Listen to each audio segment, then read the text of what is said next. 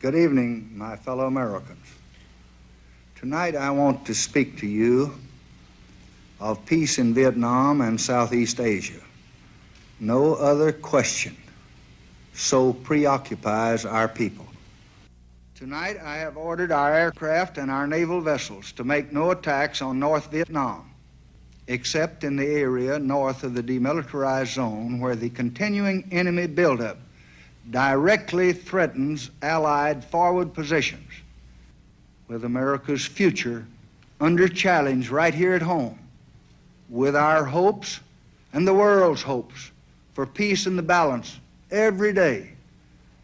I do not believe that I should devote an hour or a day of my time to any personal partisan causes or to any duties other than the awesome duties of this office, the presidency of your country. Accordingly, I shall not seek and I will not accept the nomination of my party for another term as your president. But let men everywhere know, however, that a strong... This was President Lyndon Johnson's speech to the American public, made on the 31st of March, 1968, 2 months after the beginning of the Tet Offensive, 2 weeks after the My Lai massacre. Not that he had been made aware of that, though. As you heard, he made an announcement to end the bombing of North Vietnam, Rolling Thunder, which had been pummeling the nation for years. It should be said, as he said, that it wasn't a total stop, but an almost halt. One that would prove the point he was serious about. The next point. A serious attempt for negotiations for peace with Hanoi. But these steps did not shock the nation as much as his last statement, that he would not seek re-election as the incumbent president in the 1968 race. Now, not to date this episode of the podcast too much, but in the month prior to releasing this one, while I was still writing it, there was quite a bit of talk about presidents not seeking re-election, and this speech by Johnson got a lot more attention than it had prior to me sort of getting writing on it. But it was a testament to history continuing to be made and echoing while different generations watch on. But back in 1968, with Johnson announcing an end to the bombing, reaching out for peace, you would have forgiven the people at the time watching on who thought that the war might have been coming to an end. But it wasn't. Not for another 5 years. And that was just for the Americans. Johnson's speech, his abdication, if that word fits, was an interesting acknowledgement of a sunk cost fallacy. Seemingly, the president had finally realized that accepting the need to abandon the Vietnam War, personally, despite the investment in what it had become, was necessary. We've spoken about the baton that had been passed from president to president, and now the problem had become so severe that it ruined Johnson's prospects for remaining in the White House. Way back in 1949, almost 20 years earlier, Dean Acheson, the then Secretary of State for President Truman, had been involved in the decisions to help France in their conflict in Vietnam, abandoning the notions of national self-determination that had seen calls for decolonization after the Second World War. In his later memoirs, he said that this had been like having put our hand to the plough, and we couldn't look back. And so it was that over the next 20 years, successive US presidents would put their hand to the plough. But the same pressures of international prestige, communist takeovers, and national political problems. And all of this would produce America's terrible war in Vietnam. And it so happened that almost 20 years later, as we said, Acheson would be one of the people urging Johnson to begin searching for peace. But as you can imagine, just making a speech saying you won't run in the election in 6 months doesn't mean you don't have a say in what happens until then. You're still president. And it was, if nothing else, a bold move to step away from the job when he did. Many criticised him for seemingly abdicating in defeat, for pushing so hard for policies, but then unburdening himself from the results of those policies, the war that he had pushed America into. Was this cowardly, or was it in some ways commendable to not stick around out of pride and acknowledge, in whatever way this was, that the war had defeated him? In any case, it shouldn't be inferred that Johnson's influence ended then and there in March 1968, nor that the Tet Offensive itself had completely defeated him, because these stories didn't start or end there. In the immediate aftermath of Tet, so February, early March, many in the military had argued for a massive expansion of the war. General Westmoreland requested more than 200,000 more troops. They wanted to go in, get the NLF and NVA forces that had retreated. They wanted to follow that retreat into Cambodia, into Laos, and even across into North Vietnam. The new Secretary of Defense, who had replaced McNamara, who'd been there since the Kennedy years, and had, much like Atchison, sort of set things in motion here, but then later realised that it wasn't working and needed to be slowed down or even stopped. But anyway, this new Secretary of Defense, Clark Clifford, he is ordered by Johnson to do basically a review in the wake of Tet, and whether the military's demands are going to work.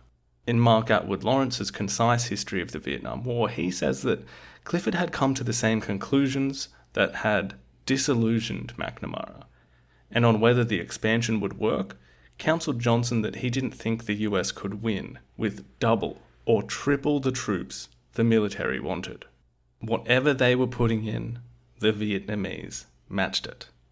He also said that expanding the war would seriously damage the American economy, as well as the ability to sustain military commitments elsewhere in the world. He said that just 20,000 more troops should be sent, and that the South Vietnamese must be pressured to take a greater share of the fighting.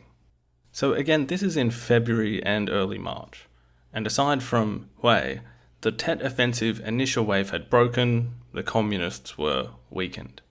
So there's still a hope that even with, a lesser troop commitment and without, fully escalating, even starting negotiations now, that this would be getting things done from a position of strength. However, what Tet had done, what it had awoken, as we said, was this general idea amongst almost everyone else that something had to give. There was a nationwide malaise and pessimism, and it just was suddenly much more visible in terms of the commitment to this conflict. So the anti-war movement ramps up very quickly, both in politics as well as in the general public. Working hand in hand with that pressure is the $2 billion going into the war every month. That's making it seem unlikely that policies in Johnson's Great Society programs are going to be able to be funded without tax increases. And, no one likes taxes. And then, we mentioned Atchison before. Well, he was part of what was known as the Wise Men. Now, that's a cool name for a group made up of some influential figures from the past 20 years or so that was basically acting as this informal advisory sort of brains trust function for Johnson. Prior to Tet, they had said things were being handled okay. After Tet, they said it all had to change. I'll quote Atwood Lawrence again. The group not only recommended against further troop commitments, but also urged the president to stop bombing the North and to consider how to negotiate a withdrawal from South Vietnam. Far more than protests on campuses or in the streets, the defection of these powerful men, all of them from business, legal, and policy-making elite, convinced Johnson that he had to do something dramatic. End quote. So it's this thing that comes up a little bit, like what was the real impact of the anti-war movement, and that's a little glimpse into it there, like what the real sort of influence is on the decision-making process. But you can see their recommendations pretty clearly in his announcement to the public, can't you? He was intending to halt the bombing, to try and negotiate for peace. And with Johnson stepping aside, this leaves the race open. This leaves the White House open for someone to make pretty drastic changes. And the person that will arrive in the White House, well, they campaigned on peace with honor, of an end to the war in Vietnam. But it will go on for 5 more years. And that's just for the Americans.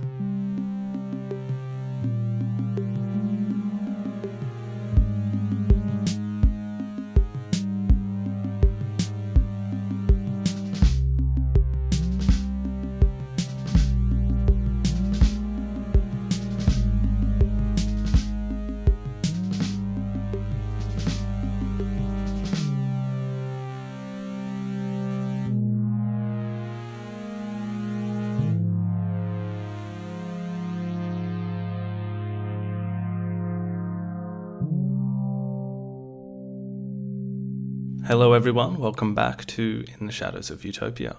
Just before we get started, a massive thank you to those that have decided to support the show on Patreon or to send a once-off donation via PayPal. Such a great help for me at the moment.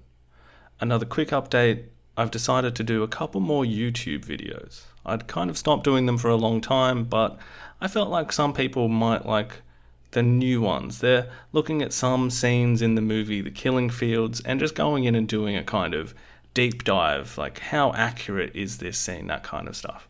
Still packed with history, but a bit of an easier watch and a bit of a different format. So if you are interested in that, please head to the YouTube channel. The link is in the description.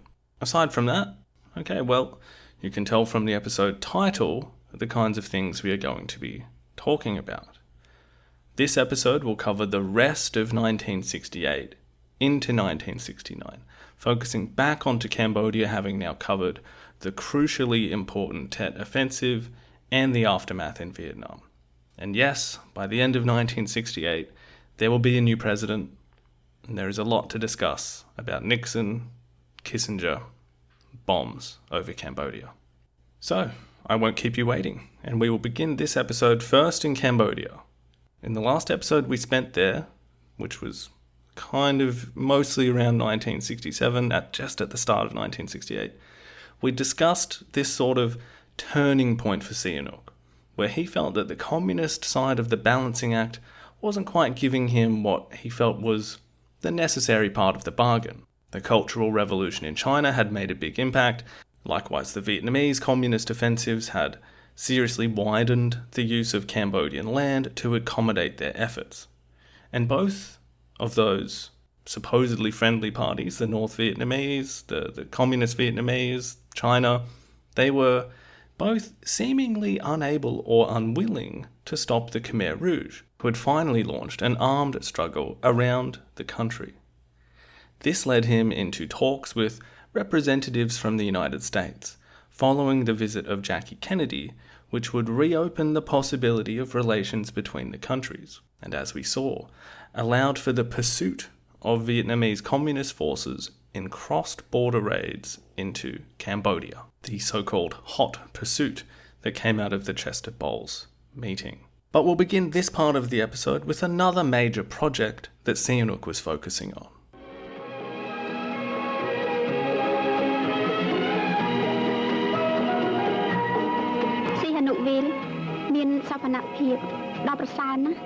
The camera follows a blue Mercedes driving down a road with green grass and trees, and a beautiful woman adorned in a white suit and white hat sits in the back of the car. She says, "Sihanoukville is very beautiful," and a picturesque beach can be seen in the background. As the camera comes back to our leading lady, she says, "Oh, this road is magnificent, and I thought Cambodians were all miserable," to which her escort responds, "They are not as miserable as pretended by the world's free press. The road was constructed by our great friends in a deplorable way, and us Cambodians have spent millions of riel repairing it." The camera follows the Mercedes once again as it turns a corner. And in the next scene, our leading lady, who is played by Sihanouk's wife Monique, asks if Phnom Penh is as beautiful as Sihanoukville, to which the reply is that Phnom Penh is much bigger. It's an international class city. And we get aerial shots of the palace, of landmarks and hotels, with swimming pools and a new stadium. We find out that the young woman has a PhD in archaeology, and she's here to study Angkor. But she's also an ambassador from an unmentioned country. She says she doesn't know much about politics, while her escort informs her that most of the population think that the king is a servant of the imperialists, which disgusts him. He then complains that people who get accused of being satellites of communist China get mad at that, so there's a lot of hypocrisy going on. In the next scene, we see an officer in a white naval uniform, and he's standing near a broken down car. And Madame makes sure to stop the car and see if this person needs help, even though the escort is saying no, we shouldn't. And you'll never guess who is playing the handsome officer in white. None other than Prince Sihanouk.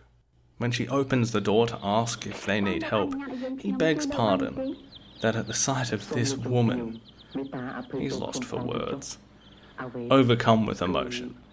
It turns out the jeep is broken down, and after such a lovely greeting, the ambassador, which he and apparently all Khmers already know all about her, well, she invites who we find out to be the Commodore of the Cambodian Royal Navy along with them. He introduces himself as Damari Norodom.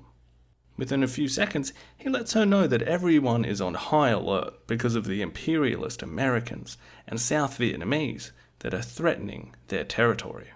Not long after this, in a scene set to a Cambodian band's cover of a song by the Kinks, we hear more discussion of this royal commander of the Navy.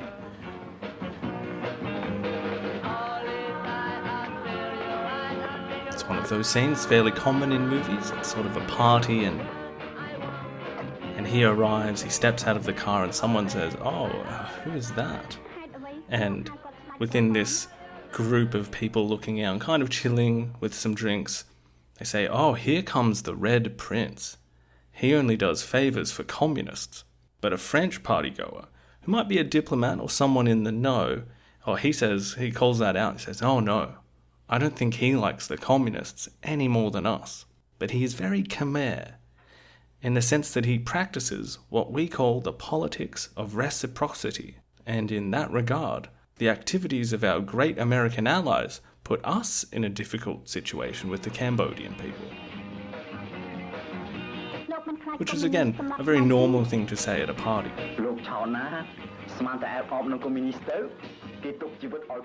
Next, in a scene where the Royal Navy commander shows the Madame around Angkor, he takes a brief moment to explain one particular depiction of Krishna. And with the camera lingering on his pointed finger as it repeatedly gestures, he says, "This is the Krishna of Kamsa, who tried to kill his own royal nephew. We dedicated Buddhists believe firmly that a traitor trying to sell out his own country to the great powers cannot escape death."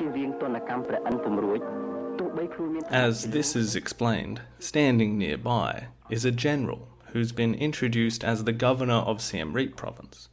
He looks a little bit guilty, as Sihanouk's finger repeatedly points out this tale of traitors and their punishments. So, my dear listener, as you're no doubt aware, I'm describing scenes from sort of the first 20 minutes or so of Sihanouk's movie released in 1968 called Shadow over Angkor. Now, we've actually talked about this particular movie on the show previously, a while back, because it was a script developed by Sihanouk. He writes the movies, he stars in the movies, he directs the movies, but this one in particular was a dramatic take on the so-called Dap Chuon plot that occurred in 1959. Just to briefly remind you, that was when the old Isarak, Diamond Needle Chuon, got involved in a cheeky little CIA plot to overthrow Sihanouk. In this movie version, Sihanouk plays a kind of fictional Royal Navy commander who manages to save the day. with the general who is a stand-in for Dap Chuan. And of course, the, well, let's be serious, necessary added romances in there too, with a lovely foreign beauty played by his own wife.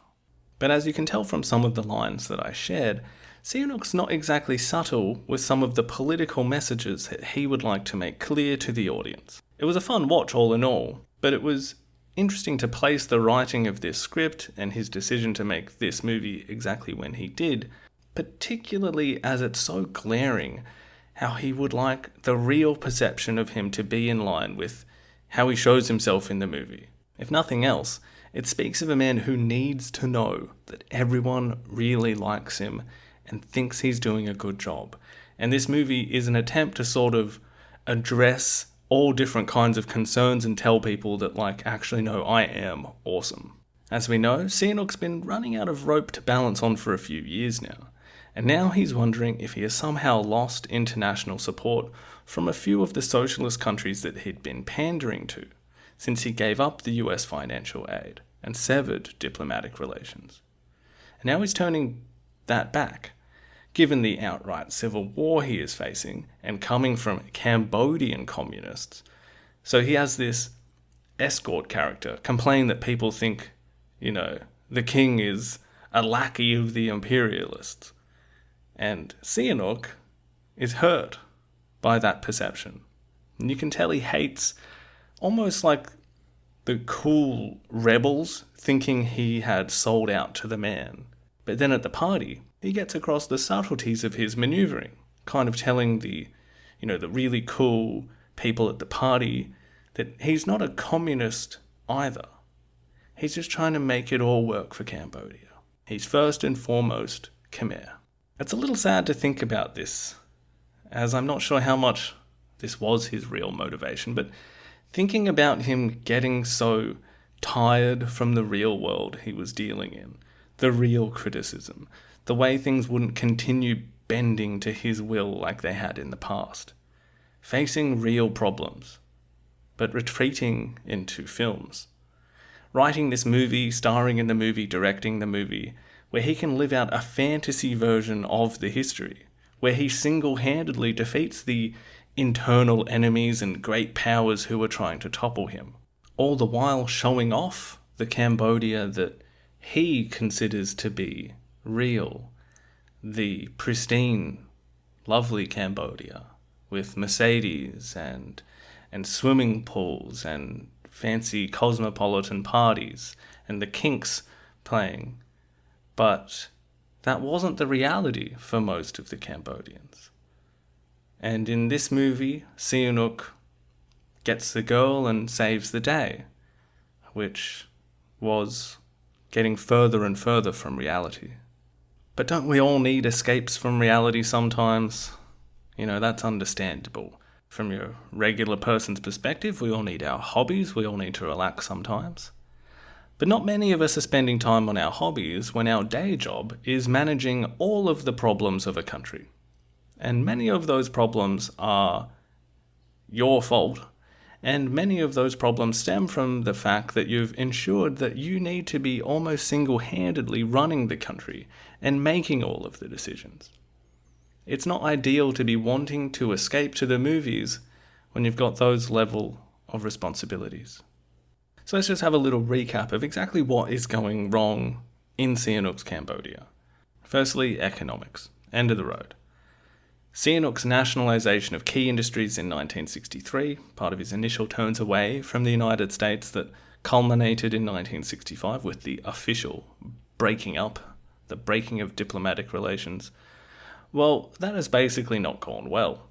Industrialisation since then has been very slow. Most of the factories in the country that were basically built by other countries are poorly managed and operating at a loss.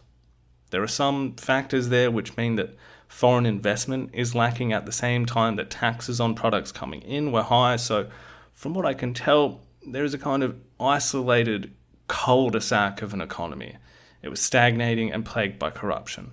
Interestingly, David Chandler in Tragedy of Cambodian History, he mentions that comparatively to other developing nations at the time, it wasn't like the end of the world. Cambodia wasn't in massive amounts of debt, and he suggests that if the course had been corrected, borrowed the right money from the right places abroad, well, that could have been used to significantly boost development.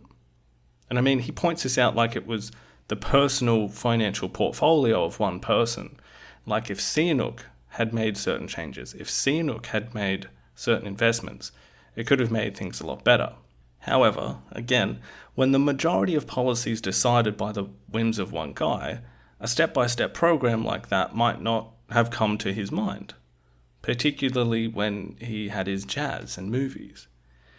Chandler says that for the economic elite, who were all very wealthy but still, stymied by the rules of the country they lived in, they are looking at Northeastern Asia, Thailand, even South Vietnam economically, and are getting jealous of what's possible when things were done right. Now, key there is the economy going in the wrong direction. Naturally, that affects all levels of society, but it's the people at the top getting angry that will probably lead to political change. But as much as it also forces the people at the bottom into discontent, they're, largely going to be ignored, but the results of that we will also see.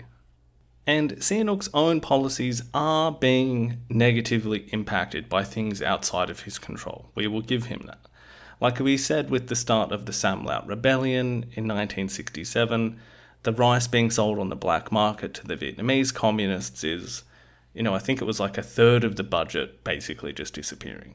So these things are making it worse, and in that instance, trying to get the money back directly led to the outbreak of violence and kicked off events that quickly led to the start of the Cambodian Civil War. And just to linger on that slightly, the rising debt for farmers in these rural areas, with all of these outside forces affecting their ability to make those fine margins to maintain a life, well, this leads to a flow of migration into the cities to find work, particularly Phnom Penh, and there unemployment is already pretty bad. I mention that as well because you'll always hear about the population of Phnom Penh during the Civil War in the 70s, and particularly in relation to US bombing. So it's worth pointing out that this process was already underway prior to that wholesale bombing of the country. Osborne, in his biography of Sihanouk, has a great point where he talks about the former king's relationship to the economy. He says that, quote, "The concept of cost-benefit analysis was utterly alien to his way of thinking." He goes on to say that Sihanouk basically saw Cambodia, and this is something you hear tied basically to the concept of being king in Cambodia generally, of the country being yours to devour. And for Sihanouk, in this way of thinking, he kind of saw the funds in the country as means to construct buildings and gain prestige. State residences, a state dance hall, a state golf course, a state cinema, all the things that the escort to the love interest ambassador in his movie is being shown on the way to Phnom Penh. And importantly, what the movie is showing us is Sihanouk saying, look, we aren't some crappy little country. Look at all these nice things. How could the country be in trouble if we have these nice things? His advisors would suggest that costs were an issue, and they would be angrily dismissed, because that's what you get to do when you're the boss of the country. Milton Osborne highlights this and points out the kind of lever that someone of that mindset is likely to pull for a short-term boost. I'll quote him again here. In the face of Cambodia's accumulating difficulties, Sihanouk increasingly distanced himself from day-to-day politics. Rather than contemplate the hard choices that were needed to turn the economy around, he instead sanctioned the opening of casinos in Phnom Penh and Sihanoukville. In terms of raising revenue for the state, the casinos were an instant success. But their social cost was high, as Cambodians from the richest to the poorest surged through the casino's doors, intent on beating the odds. End quote. So, casinos. Well, when they're opened, as Osborne says there, they get some quick cash. The state made 9% of its budget revenue from the Phnom Penh location alone. They were open 24 hours a day, and everyone got in on the action. Students, peasants, cyclo drivers, merchants, soldiers, officials, everyone got together to lose some money. Osborne has a great detail where he says that the only dress code was that you had to wear shoes, which actually precluded a pretty decent number of people. So one clever Chinese businessman set up a shoe hire shop close by so that the poor could continue gambling next to the rich. Multiple sources report rumours, or sometimes they don't say that they were rumours, of people committing suicide because of their debts. And what was Sihanouk doing? Well, onlookers might make the point that this was a less than great way of making money, and it was being done while he was very noticeably continuing to make movies like the one we introduced the show with. And don't forget the award ceremonies where he would pick up a prize. Now, in a different tangent to these strictly economic problems, but related to it, Chandler also says that Cambodia was facing serious sociological problems. Education is one of the things that Sihanouk could point to as a really big win in the last decade or so. If you look at that in terms of how many people were going to school, studying degrees, things like that.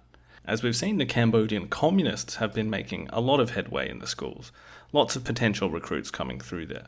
But for those that are not immediately being swayed that way, the ones that wanted to make money or get a prestigious job, well, you have a growing issue where some industries are being neglected because they seem below the people who want to have an education.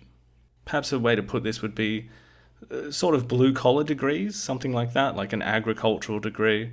If you're aspirational at this time in the mid to late 60s in Cambodia, being a farmer or having a small business, this is kind of starting to be seen as a below you if you're going to university. But it also means that those fundamental industries to the Cambodian economy are being neglected in favor of getting, a fine arts degree.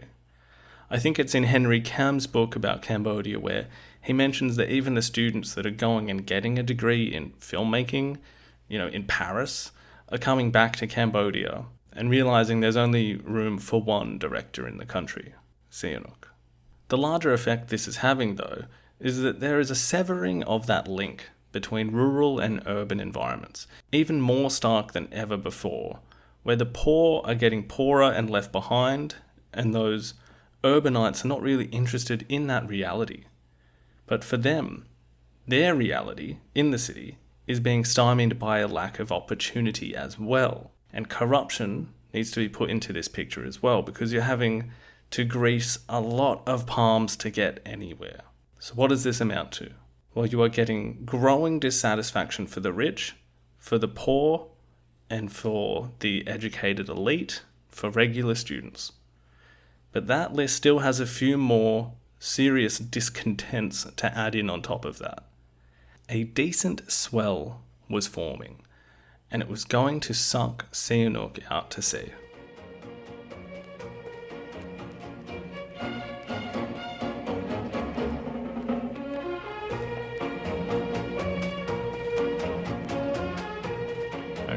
Now that we've covered some of the, regular, economic problems that are facing Sihanouk and Cambodia in 1968 and into 1969, but we've not really touched on the flaming elephant in the room, which is the ongoing civil war. When we left this topic last time, by May of 1968, Nguyen Chair and Pol Pot had proclaimed that they had started uprisings in 17 of Cambodia's 19 provinces, and that by then they had requisitioned more than 300 firearms. This is how Chandler characterizes it. Quote, "Armed resistance was still at an early stage. The leaders of the CPK were busy gathering strength, weapons, and recruits. They were unprepared for a full-scale civil war. By conducting armed struggle on a limited scale, the party hoped to gain experience, train its cadre, and improve its revolutionary credentials, while waiting for the opening that would allow them to proceed to victory." End quote. We also heard from Steve Hedder last time about how initially damaging a lot of these attacks actually had been to the Khmer Rouge themselves, suffered a lot of casualties, and provoked very severe retribution from Sihanouk, particularly after the prince had reinstated Lon Nol into a leadership role, basically as a kind of signal that he was unleashing on the communists. If we keep focus on Sihanouk briefly, as that's what he would have wanted, it's, again, he is Cambodia in a way. So he finds these attacks around the country almost like a personal insult, and he lashes out in response. This is kind of literally the case as well, however, where the Khmer Rouge attacks around the country are accompanied by propaganda that calls Sihanouk a traitor.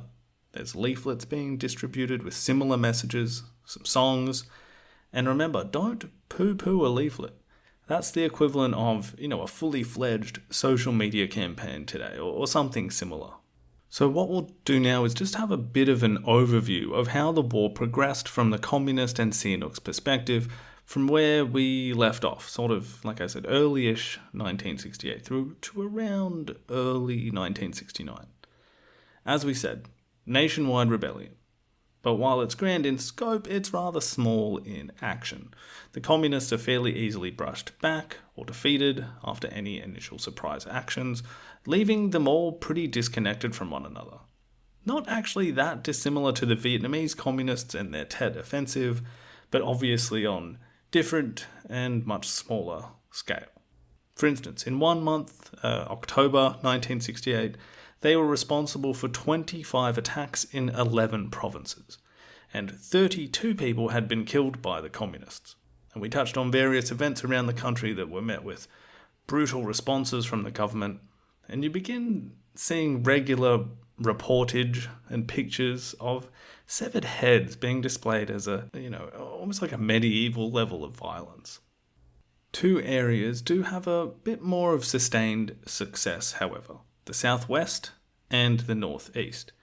Northeast includes Ratanakiri and the hills and jungles, and as we know, that's where Pol has been running the CPK for around a year.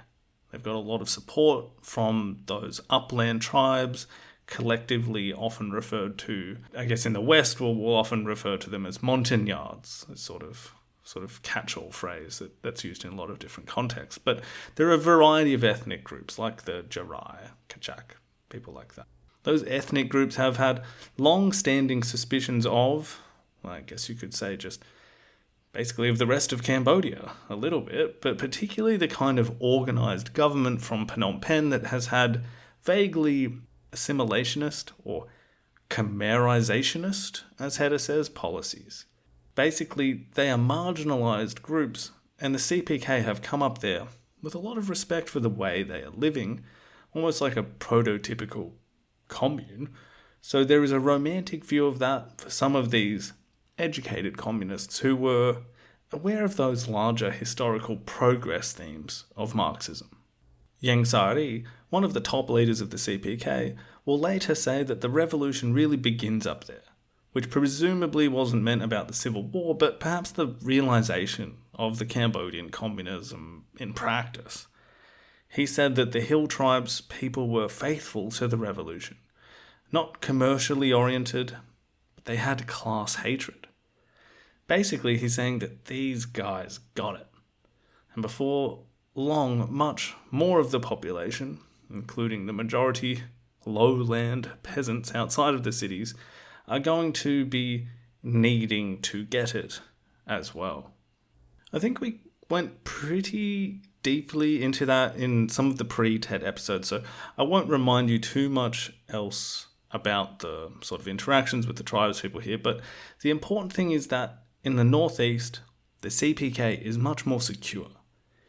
In one event from April 1968, and this is from Kiernan's How Pol Pot Came to Power, he said that after roads and bridges were cut in Ratanakiri, again, that's the large province in the northeast bordering Vietnam, he said that the Khmer Rouge were reportedly inciting people to boycott schools and hospitals and to leave the towns.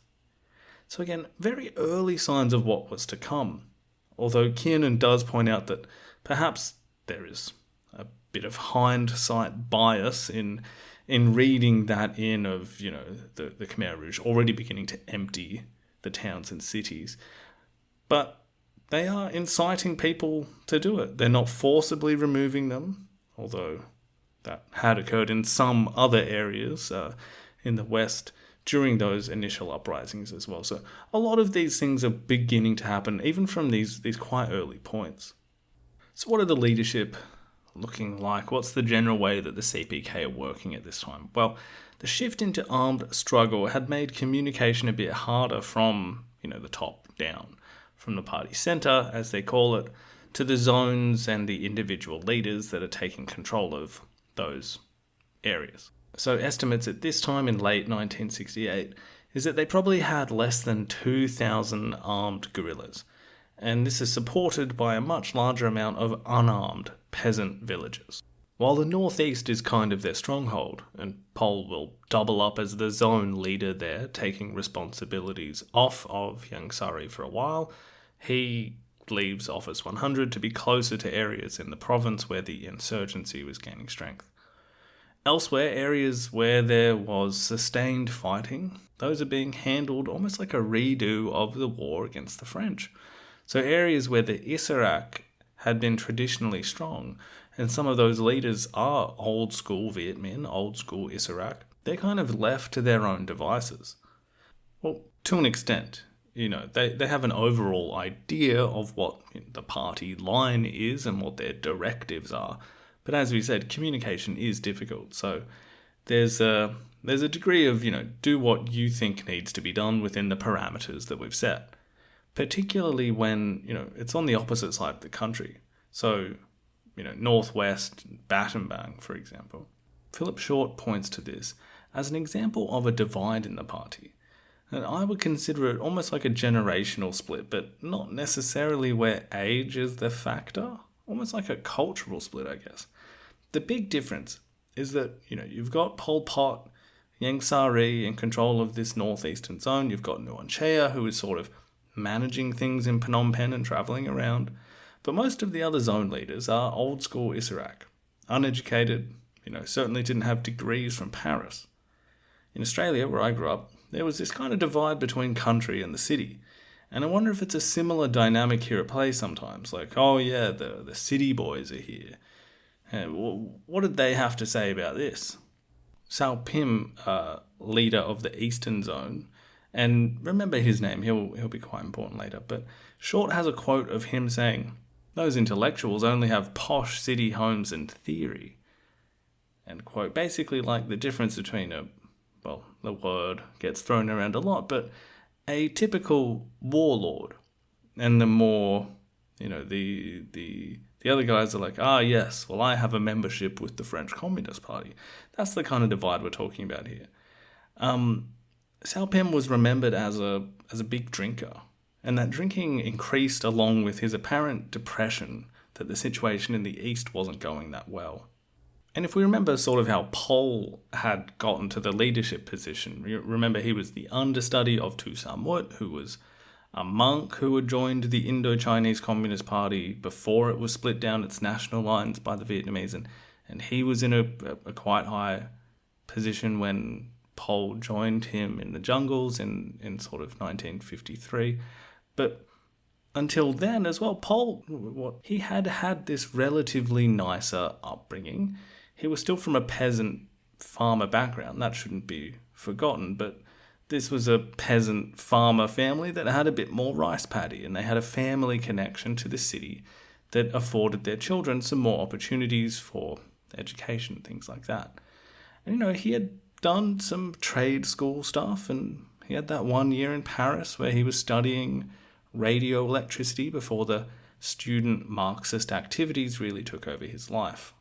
But when he was initiated into this, into the Maquis during the French War, his ability to bridge the gap between the Isaraks and these new Marxist intellectual types, that was probably the biggest reason that he had been able to climb the ranks so quickly. He had a good attitude, wasn't the brightest, not the best student, but he was committed, he was affable, he was likeable, he was charming by all accounts. But by the late 60s, you've got a slightly different situation now, right?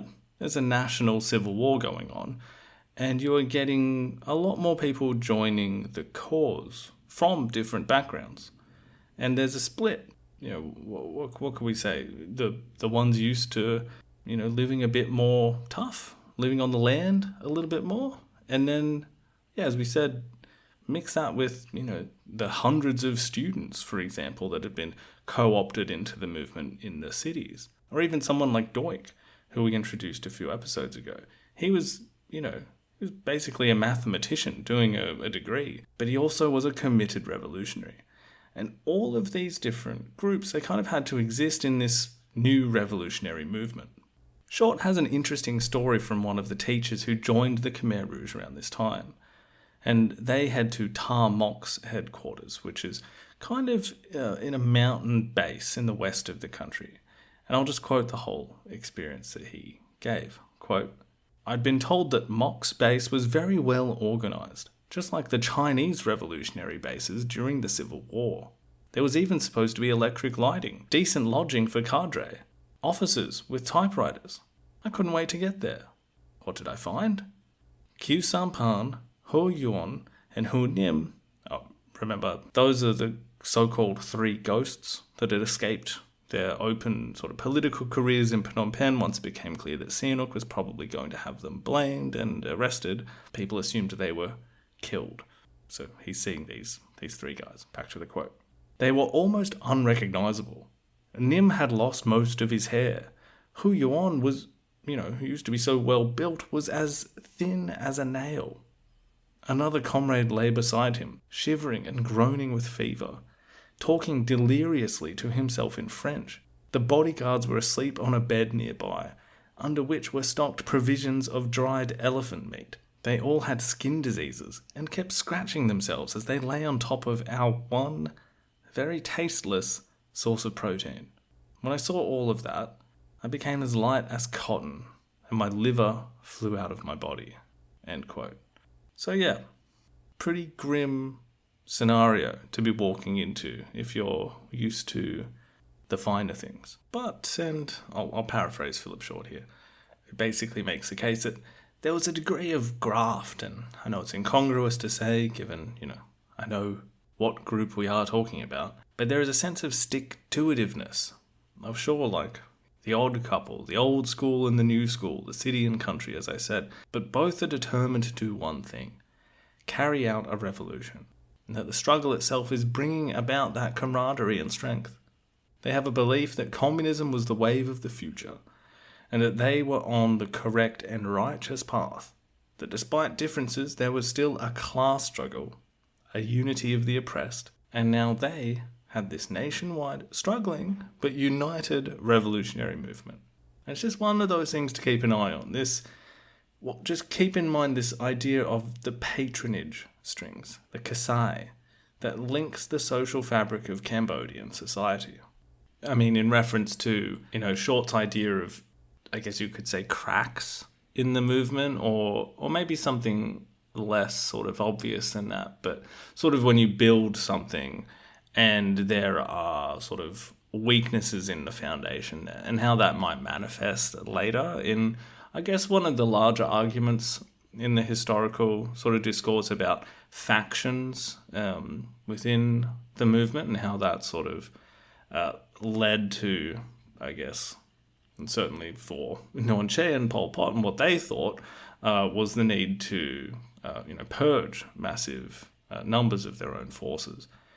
And that's sort of why I bring up the strings, the patronage network again, just to keep that in mind there, where, if we're talking about this generational gap, this split that you might find sort of in the folds of the organization, well, if you were to, try and remove one bad piece of wood out of that, in the Cambodian context, it's going to entail removing all the bits of the wood that are connected to that bit of wood through the patronage network, through the people that less so than, if it was, I don't know, I'm trying to think of a Western context here, if it was maybe a business or something like that, and there'd been a particularly bad decision made, and you might, let's fire that whole department. that screwed that up. In this context, in this patronage network context, you might say, well, let's fire the person at the head of that department. Let's fire the people that hired her and all of her close associates, rather than do it on this departmental basis. It's much more of a personal links between people, if that makes sense. Anyway, we don't really need to start talking about that yet, but just to keep it in mind when we're talking about these, these differences between the different forces that are coming together to produce this movement. Anyway, another aspect of this unification and struggle is that they are, facing some pretty heavy-hitting opponents at this time, when they're, as this poor bloke said, he's sleeping on top of elephant meat up in the mountains. The era that the Khmer Rouge were in was almost like that of the National Liberation Front in South Vietnam in 1960. If you recall, it was a slow, gradual creep, and while it was facing serious opposition, it was also practicing what Steve Hedder describes as counter-terror tactics, including the routine execution of government, village, and sub-district chiefs. But Sihanouk, or more specifically Lon Nol, as it was his sort of primary job, was also looking to cut off the heads, pardon the expression, of Khmer Rouge networks as well, where his police had sort of, via getting some lower down stragglers in a network, had procured info leading to the whereabouts of some of their associates. And Vaughan Vet, a very senior member of the party, was almost captured in Phnom Penh. He recalled, and this is from Kiernan's book again, quote, "Sihanouk's spies arrested some of my urban people, and this spread to important networks, and even me. At the time, I was staying at a friend at Kak Sim's house. He covered me so I could run away. He shot at Sihanouk's spies, wounding one and killing one, and then ran out after me. I ran to tell my wife to evacuate Sister Yim, the wife of brother number one." End quote. So Pol's wife is almost caught in these assaults. And Vaughan Vet too was, he's on the Central Committee, like the highest decision-making body, the head of the Phnom Penh branch. That would have been a huge get for Sihanouk's police. Q Ponery, Pol Pot's wife, as we know, she had been taking duties, sort of communicating messages to and from her husband from regional commanders. And at the time, she was heading to Tarmok's headquarters that we just spoke about with the elephant meat under the bed. And she was in Phnom Penh as part of that journey. And I think it's sometimes worth remembering that from, as weird as it might sound, the Khmer Rouge perspective sometimes. Like, they have felt personally hunted down for the better part of, 1968, 69... since, for the better part of a decade kind of thing. So you can see what kind of effect that might have when they actually do come to power. But back to the reality of these raids, it's that arresting people like this and finding ways into the organisation gives Sihanouk and Lon Nol and the police a look into the complicated networks that had been set up in these ways to avoid everything falling apart when members did get arrested or something similar. Short explains it in this way, quote, "The raids gave the authorities their first insight into the system for secret work that Nuon Chea had devised. The organisation is highly compartmentalised," a police report stated. "The members know only those in their own cell and communicate with other echelons by secret messages, transmitted via several successive intermediaries. Thus, if number 25 wishes to write to number 1, he gives the letter to T, who gives it to number 26, who has a meeting with yet another person that was fixed some time before. It is a real Chinese puzzle." End quote. But Sihanouk's attention would mostly be drawn to the northeast, where he had complicated feelings and thoughts about this area that was increasingly rebelling against his government, and stubbornly not giving up. He didn't quite know how to explain it, the idea that it was a Cambodian movement against him. It was a tough pill to swallow. So how does he rationalize that? Sihanouk could only try to explain this insurgency in the northeast, like he had done so in the past, for quite a while now, that they must be Khmer Viet Minh, that while there might be some, Cambodians involved, it must be controlled, trained, and supported by the Vietnamese Workers' Party. This is actually quite important, and the timing of it is as well, my dear listener, because I know we are approaching the bombing, and I want us to be clear about a few things that I feel are often not really included in the, discussions about that. So even prior to the major outbreaks of the Civil War, Sihanouk had been accusing dissident minority ethnic groups in the northeast, in Ratanakiri, where Pole's Office 100 was, that these groups had been armed by the Vietnamese who were occupying the province. Now, if you'll recall, a couple episodes back when we talked about the visit of Chester Bowles with Sihanouk and his allowance of so-called hot pursuit of Vietnamese forces over the border in Cambodia, he had been receiving via a US operation communicating via the Australian embassy called Operation Vesuvius, which was supplying him with photographic evidence of Vietnamese bases on Cambodian soil. And we talked about him, you can imagine him getting these photos and being like, oh, those Vietnamese bases? Yeah. But for the same time that, he'd long agreed to have the Vietnamese use Cambodian land for their war efforts, but he had also, for the same amount of time, basically, denied that he was doing that. Now, one of the reasons sort of connected to all of this, and the reason we had to talk about Tet a lot, was not just because it was very important for the Vietnam War, the American War, the massacres, Johnson not going for re-election, the credibility gap between the US public's impression of their leaders, but it also had an impact on Cambodia too, big time. The preparations for Tet required major build-ups on the Cambodian side of the border. So Sihanouk, being made aware of this, it becomes a concern.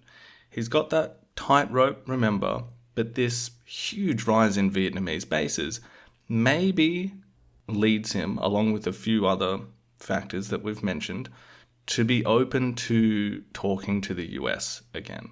Like, when they say, hey, we want to go after these guys, will you let us?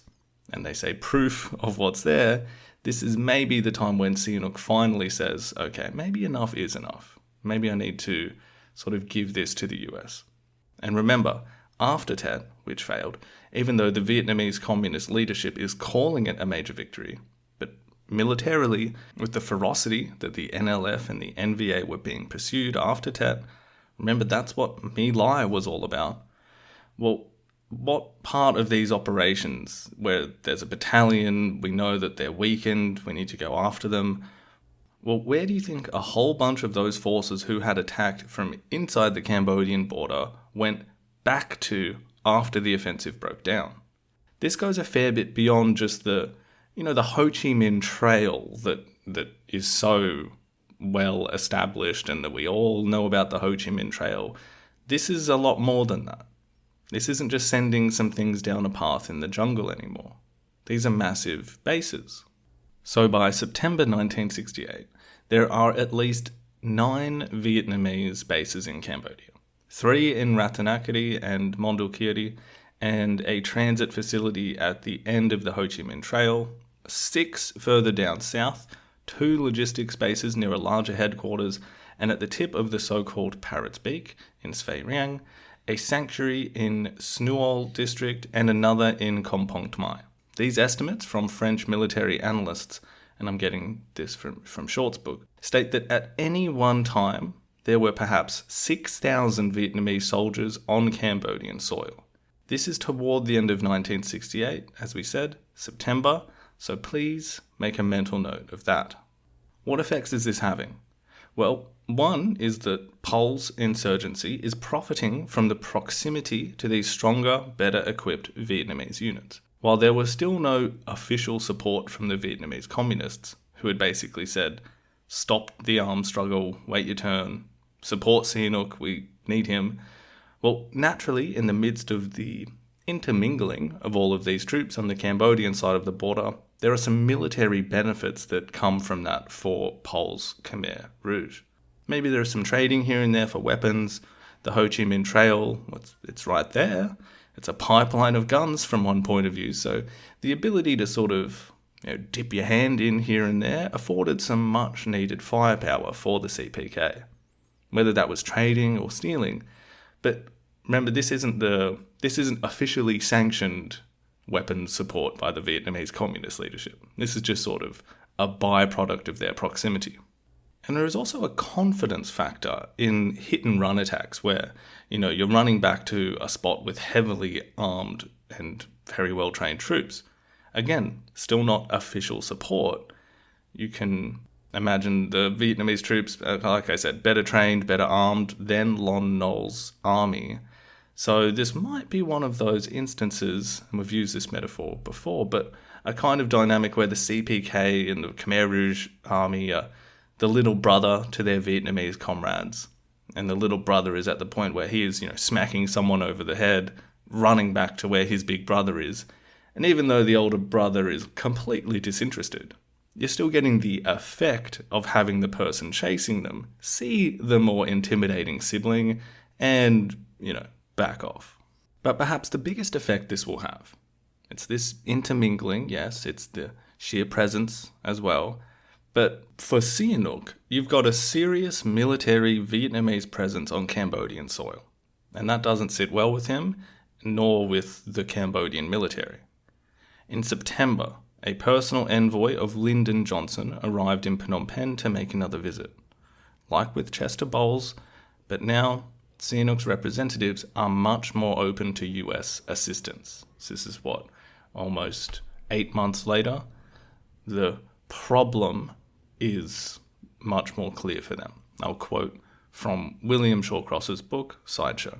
Pen Nuot replied that he would speak with brutal frankness, and according to Eugene Black's report, that's the personal envoy of Johnson, he assured the American party that Cambodia was even more uneasy about the North Vietnamese than the United States government, that the Khmer had historical reasons to distrust all Vietnamese.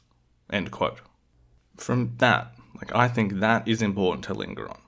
You'll often hear this part of the story explained in a couple of sentences, very much from the American war in Vietnam kind of point of view.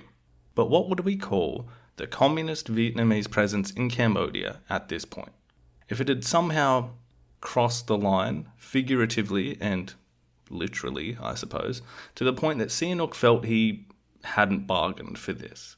At what point would you call fighting between Lon Nol troops and Vietnamese troops a conflict? Lon Nol troops are being told where bases are, where encampments are, and when they can, they're trying to clear those bunkers out. In Steve Hedder's words, to evict the Vietnamese, where they had the capability to do so.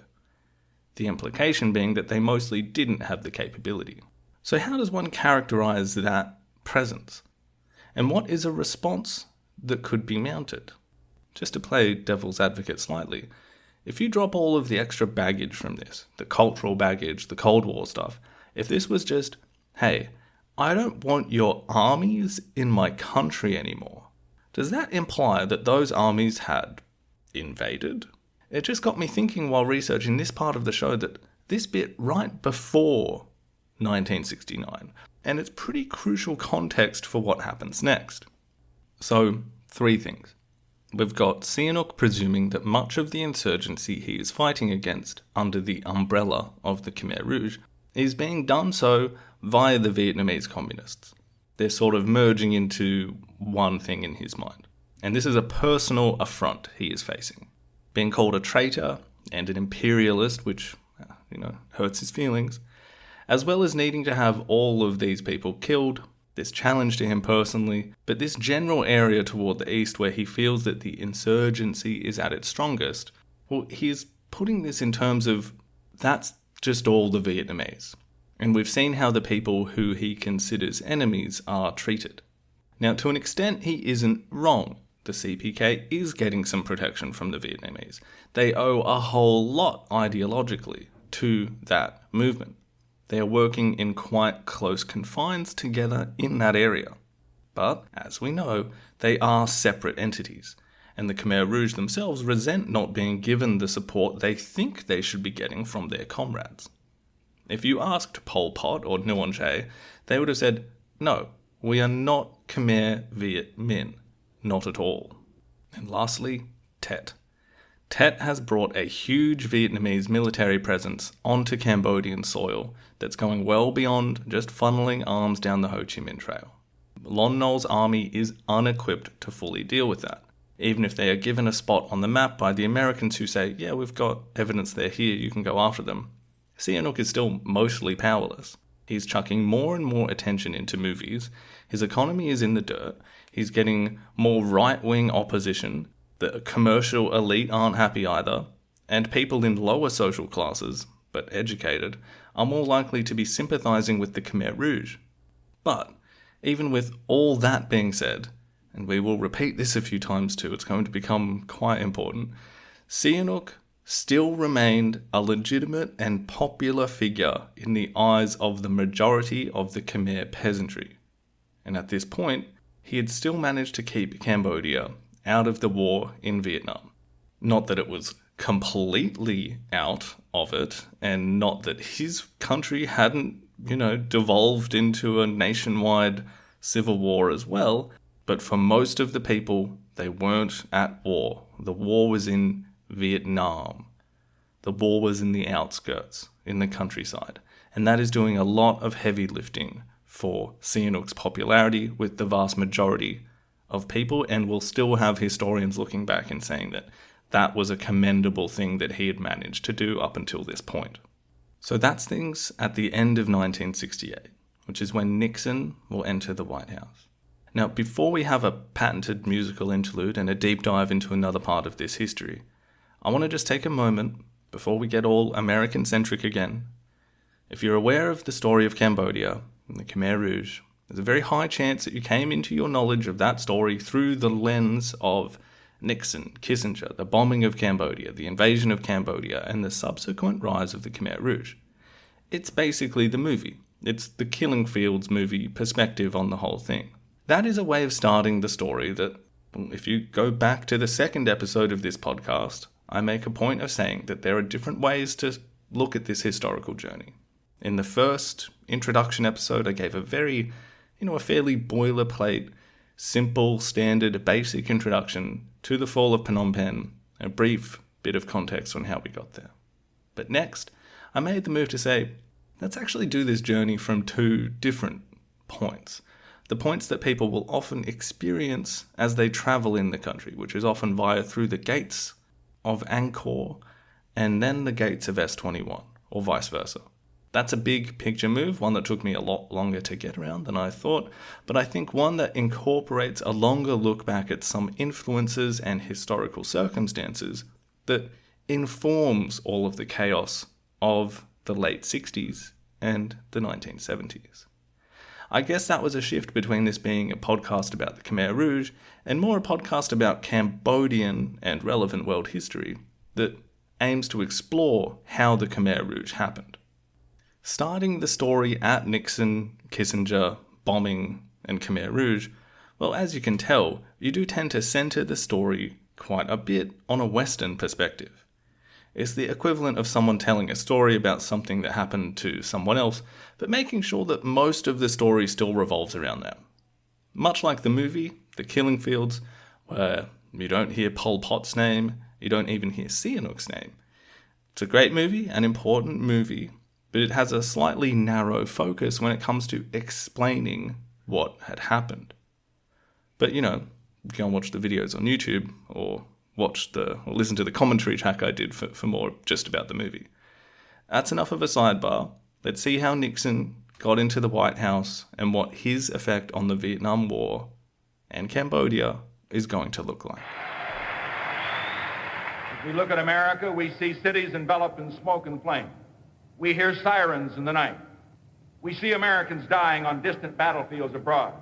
We see Americans hating each other, fighting each other, killing each other at home. And as we see and hear these things, millions of Americans cry out in anguish, did we come all this way for this? Listen to the answer to those questions. It is another voice.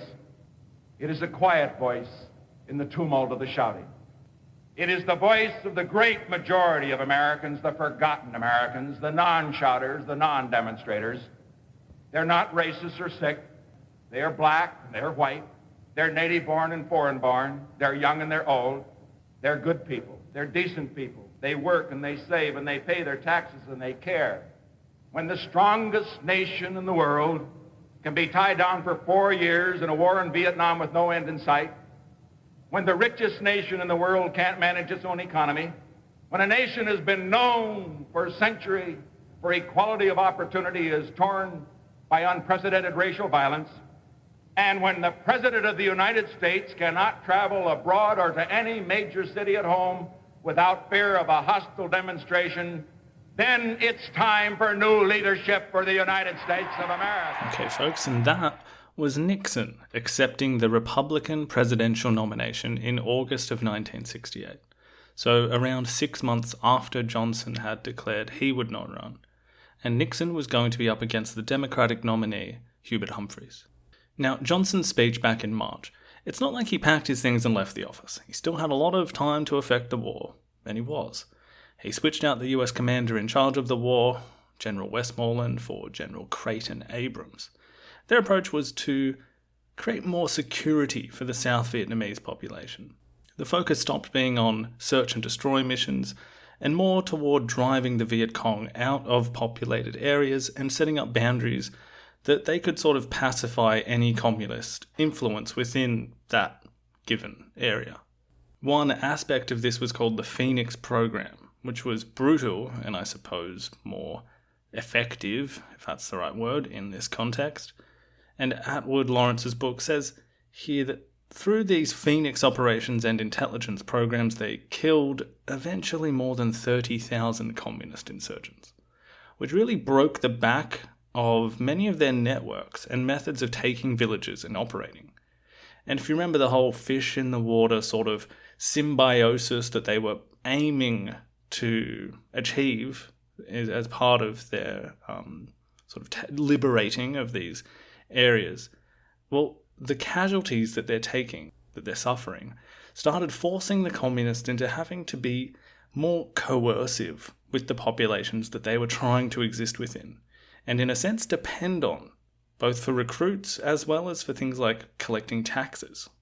Another important impact that this would have, well, where are these Viet Cong forces going when they are being chased out of South Vietnam, across the Cambodian border? I know we're sort of harping on this, and it's the terminology from the time as well, but the bases they're going to, returning to, the sanctuaries, as Nixon will call them, well, that word really does convey what the use of these bases were. Atwood Lawrence also mentions that by this time in North Vietnam, the amount of young men being killed by this war was producing, almost black humor, kind of common sing-songs about it. Born in the North to die in the South. But all in all, this still isn't enough to produce a breakthrough for the United States, and the war is going to continue like this. In America, the anti-war movement had fully come into its own by this point, and as Nixon alluded to in his speech there, it was a fairly chaotic time generally in the country. Riots, several high-profile assassinations occurring as well. All of this is leading to a feeling of pessimism, malaise, and particularly a question about when the war in Vietnam is going to end. And Nixon runs on a promise to end the Vietnam War and to achieve peace with honor. In November 1968, Nixon was elected president. He had, for much of the war, been for the initial intervention and then escalation. He had been Eisenhower's vice president, and that was when the US entanglement in Vietnam had really tightened together. But things had certainly changed, and Nixon could see the writing on the wall. The war was economically unfeasible, socially disruptive, and had become a military stalemate. And this is from Lawrence again, quote, "At least as important, he feared that continued fighting would prevent him from achieving his highest priority, a more peaceful international order based on cooperative relations between the great powers. Nixon had watched the war destroy his predecessor and vowed to avoid that fate. "I'm not going to end up like LBJ, holed up in the White House, afraid to show my face on the street," Nixon declared. "I'm going to stop the war. Fast. I mean it." End quote. Now, something that was not very peace with honour-y, something that ran a little contrary to the slogan, was an interaction. Well, some people say it was Nixon, or it was via Kissinger, or via someone, to somehow get the word to the South Vietnamese. And this is at the very end of the Johnson presidency, so Nixon's not even in the White House yet. So when Johnson had halted the bombing of North Vietnam, the peace talks were going well between the North Vietnamese and on the American side. But the South Vietnamese were a little less pleased. Naturally, with your whole country kind of pretty well propped up by the US, seeing their desire to get out with little care for how you might end up is a little bit scary. And that is when a call was made to the South Vietnamese ambassador to the United States. And it basically said, "We can get you a better deal. We are going to win the election." That is, the Republicans. So some point to this as a crucial intervention, which led to the South Vietnamese backing out of the negotiations. They wait for the guy, who looks very tough on communism, to get into the White House. And that happens in November. Like I said, you'll often see this bandied around like it was a total behind-the-back deal, that Nixon and Kissinger essentially personally sabotaged the peace process. But from what I can tell, it's not quite that simple, but it certainly does, to the degree that any question of, is there any sort of influence we can have on this peace process, that certainly flies in the face of, this slogan, peace with honour.